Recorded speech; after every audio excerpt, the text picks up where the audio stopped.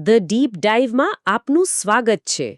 આપણું સરનામું જાણીએ છીએ, ઘર નંબર, સોસાયટી, શહેર, પણ શું આપણે ખરેખર એ જગ્યાને સમજીએ છીએ જેને આપણે ઘર કહીએ છીએ?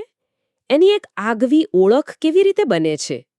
આજે આપણી પાસે એક સ્ત્રોત છે જેનું શીર્ષક છે મારો તાલુકો.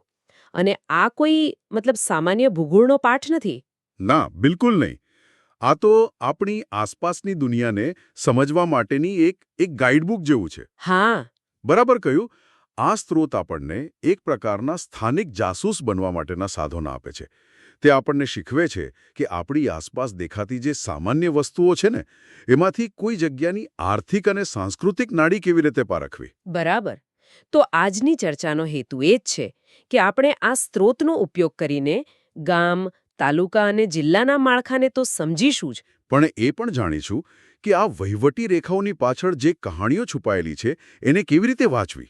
તો ચાલો આ સફર શરૂ કરીએ. સ્ત્રોતની શરૂઆત થાય છે એકદમ પાયાના એકમથી, ગામથી. એમાં રૂચન અને એના ગામ જયપુરનું ઉદાહરણ છે. પણ મને જે વાત સૌથી રસપ્રદ લાગી એ છે કે સ્ત્રોત તરત જ જયપુરની વાત નથી કરતો. હા, એ સીધા એની આસપાસના ગામ પર ધ્યાન દોરે છે. બરાબર. અને આ જ પહેલો, સૌથી મહત્વનો વિચાર છે. કોઈ ગામ એકલું નથી હોતું. એની ઓળખ હંમેશા એના પાડોશી ગામોના સંદર્ભમાં જ ઘડાય છે. આ આપણી ઓળખનું પહેલું વર્તુળ છે એમ કહી શકાય. હા. સ્ત્રોત આપણને પૂછે છે, તમારા ગામની આસપાસ કયા ગામ છે? આ ખાલી એક માહિતીનો ટુકડો નથી, પણ એ સમજવાની શરૂઆત છે કે આપણે એક મોટા સામાજિક અને ભૌગોલિક નેટવર્કનો ભાગ છીએ. ઠીક છે. તો ગામ એ પહેલું પગથિયું થયું, પણ વહીવટી રીતે ખરી રમત તો ત્યારે જ શરૂ થાય છે જ્યારે આ બધા ગામો ભેગા થાય છે. હા. સ્ત્રોત મુજબ કેટલાક ગામને સમૂહ વડે તાલુકો બને છે. એકદમ સરળ વ્યાખ્યા છે, પણ આખા માળખાનો પાયો આ જ છે. ચોક્કસ. અને આ વ્યાખ્યા તો ખાસ યાદ રાખવા જેવી છે. અને આ પાયાને વધુ મજબૂત કરવા માટે સ્ત્રોત એક નક્કર આંકડો આપે છે, જે બહુ જ મહત્વનો છે. પેલો 250 વાળો આંકડો ખરો ને? હા, બિલકુલ. ગુજરાતમાં અત્યારે 250 તાલુકા છે. આ માત્ર એક નંબર નથી. આ આંકડો બતાવે છે કે આપણું રાજ્ય વહીવટી રીતે 250 નાના એકમોમાં વહેંચાયેલું છે. જેથી શાસન સરળ બને. હા, જેથી શાસન સરળ બને. દરેક તાલુકો એક નાનકડા વિશ્વ જેવો હોય છે. અને પછી આ તાલુકાઓ ભેગા મળીને જિલ્લો બને છે. સ્ત્રોતમાં વડોદરા જિલ્લાનો એક નકશો પણ છે, જેમાં પાદરા, કરજણ, ડભોઈ જેવા અલગ અલગ તાલુકાઓ બતાવ્યા છે. હા. એટલે માળખું તો એકદમ સ્પષ્ટ છે. ગામડાઓનો સમૂહ એટલે તાલુકો. અને તાલુકાઓનો સમૂહ એટલે જિલ્લું. બરાબર. પણ અહીં એક એવી વાત છે જેણે મને ખરેખર વિચારતી કરી દીધી. કઈ વાત? સ્ત્રોત કહે છે કે કેટલીક વખત પડોશનું ગામ પણ બીજા તાલુકામાં હોઈ શકે છે. ઓહ હા. આ એક નાનકડા વાક્યમાં છે ને બહુ ઊંડી વાત છુપાયેલી છે. આપણને એવું લાગે કે વહીવટી સીમાઓ એકદમ સીધી અને તાર્કિક જ હશે, પણ વાસ્તવિકતા જટિલ હોય છે. હા, એ જ તો. વિચારો ને કે તમારું ખેતર ગામની બરાબર બાજુમાં જ હોય, પણ કાગળ પર એ બીજા તાલુકામાં આવતું હોય. બરાબર. એનાથી તો રોજિંદા જીવનમાં કેટલી બધી મુશ્કેલીઓ ઊભી થતી હશે. ચોક્કસ. તમારે નાના સરકારી કામ માટે પણ 10-15 કિલોમીટર દૂર બીજા તાલુકાની ઓફિસમાં જવું પડે. હા. બાળકોની સ્કૂલ કદાચ 1 કિલોમીટર દૂર જ હોય, પણ એ બીજા તાલુકામાં આવતી હોવાથી એડમિશનના નિયમો જ અલગ હોય. બિલકુલ. આ એક વાક્ય આપણને સરકારી નકશાઓની પાછળની જે માનવીય સમસ્યાઓ છે એના વિશે વિચારવા મજબૂર કરે છે. આ સીમાઓ કદાચ ઐતિહાસિક કારણોસર કે કોઈ નદીના વહેણને કારણે કે પછી રાજકીય નિર્ણયોને કારણે આવી વિચિત્ર રીતે દોરાયેલી હોઈ શકે છે. એટલે સ્ત્રોત આપણને માત્ર વ્યાખ્યા નથી આપતો, પણ એ પણ સમજાવે છે કે જમીન પરની વાસ્તવિકતા ક્યારેક કેટલી ગૂંચવણભરી હોઈ શકે. આ તો ખરેખર બહુ રસપ્રદ છે. તો આપણે માળખું તો સમજ્યા, પણ હવે સૌથી મજેદાર ભાગ પર આવીએ. સ્ત્રોત કહે છે કે દરેક તાલુકાની એક આગવી ઓળખ હોય છે. હા. અને તે ઓળખને શોધવા માટે એક ટૂલકિટ પણ આપે છે, જેમાં 4 મુખ્ય શ્રેણીઓ છે: પશુ, વાહન, ધાર્મિક સ્થળો અને જોવાલાયક સ્થળો. કોઈ ડિટેક્ટિવની ચેકલિસ્ટ જેવું લાગે છે, નહીં? હા, બિલકુલ. અરે તે છે પણ એવું છે. આ 4 શ્રેણીઓ છે ને, એ કોઈ પણ તાલુકાના ડીએનએને સમજવાની ચાવી છે. ચાલો પહેલી શ્રેણી લઈએ, પશુ. પશુ? હા, સામાન્ય રીતે આપણે આના પર બહુ ધ્યાન નથી આપતા, પણ સ્ત્રોત કહે છે કે ધ્યાન આપો. જો તમે કોઈ તાલુકામાં જાઓ અને તમને ચારે બાજુ ગાય અને ભેંસ જ દેખાય તો એ શું બતાવે છે? એ બતાવે છે કે ત્યાં ડેરી ઉદ્યોગ મજબૂત છે. લોકોનું જીવન ખેતી અને પશુપાલન પર આધારિત છે. અને કદાચ ત્યાં મોટી દૂધની ડેરીઓ કે સહકારી મંડળીઓ પણ હશે. બરાબર. હવે વિચારો કે તમને ગાય ભેંસને બદલે ઘેટા બકરાના મોટા મોટા ટોળા જોવા મળે તો કદાચ એ વિસ્તાર થોડો સૂકો અને ઓછો ફળદ્રુપ હશે. હા, જ્યાં મોટી ખેતી શક્ય નથી. લોકોનું ગુજરાન ઊન અથવા માંસના વ્યાપાર પર ચાલતું હશે. જોયું. વાહ! મતલબ માત્ર કયા પ્રાણીઓ છે તે જોઈને આપણે તે જગ્યાની અર્થવ્યવસ્થા અને ભૂગોળ વિશે અનુમાન લગાવી શકીએ. એકદમ. હવે બીજી શ્રેણી પર આવીએ, વાહન. ઓકે. આ તો એનાથી પણ વધુ રસપ્રદ છે. જો કોઈ તાલુકાના રસ્તા ઉપર તમને ટ્રેક્ટર દેખાય તો સ્પષ્ટ છે કે તે ખેતીપ્રધાન વિસ્તાર છે. બરાબર. પણ માની લો કે તમને ટ્રેક્ટરની સાથે સાથે ઘણી બધી નવી અને મોંઘી ગાડીઓ પણ દેખાય તો એનો અર્થ એ થઈ શકે કે ખેતી સમૃદ્ધ છે. ખેડૂતો સારી કમાણી કરી રહ્યા છે અને તેમનું જીવન ધોરણ ઊંચું આવી રહ્યું છે. એક શક્યતા એ છે. અથવા એ પણ બની શકે કે નવી પેઢી હવે ખેતી છોડીને બીજા વ્યવસાયો તરફ વળી રહી છે. શહેરોમાં નોકરી કરવા જઈ રહી છે. બિલકુલ. જોયું તમે? એક જ અવલોકનમાંથી કેટલા અલગ અલગ સવાલો અને શક્યતાઓ ઊભી થઈ છે. હા. જો તમને ટ્રક અને ટેમ્પો વધુ દેખાય તો કદાચ તે કોઈ ઔદ્યોગિક વિસ્તાર કે ટ્રાન્સપોર્ટ હબ હશે. અને જો તમને સરકારી બસો અને છકડા વધુ દેખાય તો તે જાહેર પરિવહન પર નિર્ભર અને કદાચ ઓછી આવક ધરાવતો વિસ્તાર હોઈ શકે છે. મતલબ આ વાહનો એ તાલુકાના આર્થિક એન્જિન વિશે બધું જ કહી દે છે. એકદમ.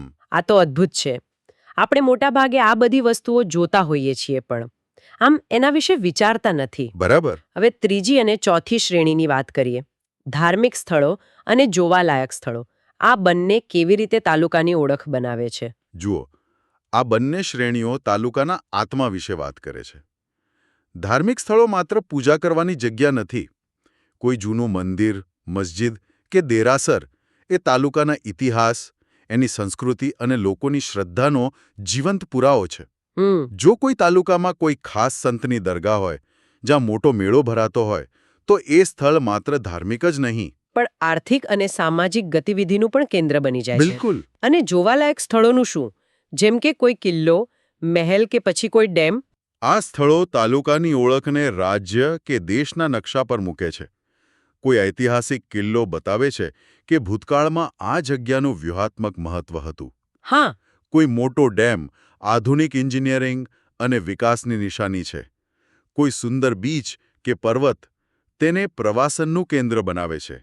આ સ્થળો તાલુકા માટે ગૌરવનું પ્રતીક બની જાય છે અને બહારના લોકોને આકર્ષે છે. જેનાથી સ્થાનિક અર્થતંત્રને વેગ મળે.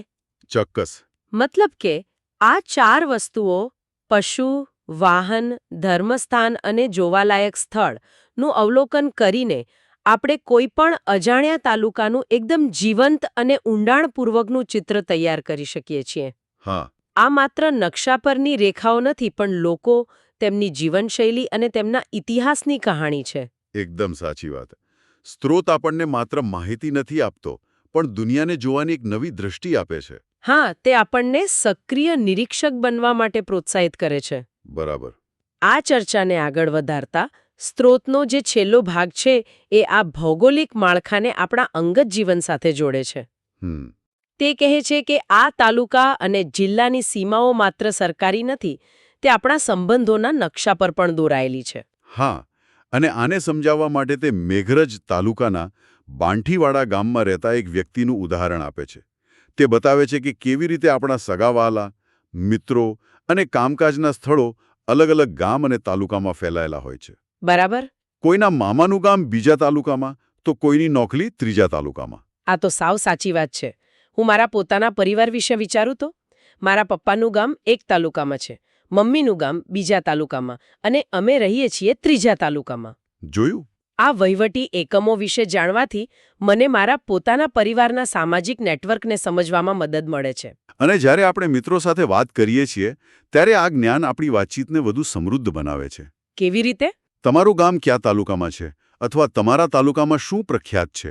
આવા પ્રશ્નો પૂછીને આપણે માત્ર ભૂગોળની ચર્ચા નથી કરતા, પણ એકબીજાની ઓળખ, મૂળ અને સંસ્કૃતિને સમજીએ છીએ. ઓ હા, એટલે કે આ વહીવટી માળખાની સમજ આપણને એકબીજા સાથે વધુ સારી રીતે જોડે છે. બરાબર. તે આપણને અહેસાસ કરાવે છે કે ભલે આપણે અલગ-અલગ તાલુકાના હોઈએ, પણ આપણે બધા એક મોટા સમુદાયનો, એક રાજ્યનો હિસ્સો છીએ. બિલકુલ. તે સામાજિક અને ભૌગોલિક જાગૃતિને પ્રોત્સાહન આપે છે. તે આપણે માત્ર એક સરનામાના રહેવાસી મટીને એક સજાગ નાગરિક બનાવે છે, જે પોતાની આસપાસની દુનિયાને ઊંડાણથી સમજે છે. તો આજના આ વિશ્લેષણનો સાર કાઢીએ તો આપણે શરૂઆત કરી ગામડાઓથી જે ભેગા મળીને તાલુકો બનાવે છે. આપણે એ પણ જાણ્યું કે ગુજરાતમાં કુલ 250 તાલુકા છે. આ આંકડો ખાસ યાદ રાખવા જેવો છે. હા. અને આ તાલુકાઓ મળીને જિલ્લો બને છે. આ એક સરળ પણ શક્તિશાળી માળખું છે. આપણે એ પણ જોયું કે આ માળખાની સીમાઓ ક્યારેક કેટલી જટિલ અને અવ્યવહારુ હોઈ શકે છે, જેનાથી લોકોના જીવન પર સીધી અસર પડે છે. બરાબર. પણ સૌથી મહત્વની વાત, આપણે એ શીખ્યા કે કોઈપણ તાલુકાની આગવી ઓળખ કેવી રીતે શોધી શકાય. હા, પેલી ડિટેક્ટિવ ટૂલકિટ. હા. પશુ, વાહન, ધાર્મિક સ્થળો અને જોવાલાયક સ્થળો. આ 4 ચાવીઓનો ઉપયોગ કરીને આપણે કોઈ પણ જગ્યાની આર્થિક, સામાજિક અને સાંસ્કૃતિક કહાણીને ઉકેલી શકીએ છીએ. એકદમ. આ સમગ્ર ચર્ચાનો અંતિમ વિચાર એ છે કે આપણી સ્થાનિક ઓળખને સમજવી એ આપણી પોતાની જાતને સમજવા બરાબર છે. તે આપણને આપણા મૂળ સાથે જોડે છે. પણ અંતે હું એક પ્રશ્ન મૂકીને જવા માંગુ છું. જરૂર. સ્ત્રોત આપણને જે રીતે તાલુકાની ઓળખ શોધવાનું શીખવે છે, તે ભૌતિક દુનિયા પર આધારિત છે. રસ્તા પર શું દેખાય છે, કયા મંદિરો છે, કયા પ્રાણીઓ છે. હા. પણ આજના ડિજિટલ યુગમાં શું કોઈ તાલુકાની સાચી ઓળખ બદલાઈ રહી છે?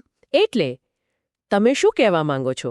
જુઓ, દાખલા તરીકે 50 વર્ષ પહેલા જે તાલુકો તેના ખેત ઉત્પાદન માટે જાણીતો હતો, બની શકે કે આજે તેની ઓળખ ત્યાંથી કામ કરતા સોફ્ટવેર ડેવલપર્સ કે પછી યુટ્યુબર્સને કારણે હોય. ઓહ, આ તો બહુ રસપ્રદ મુદ્દો છે.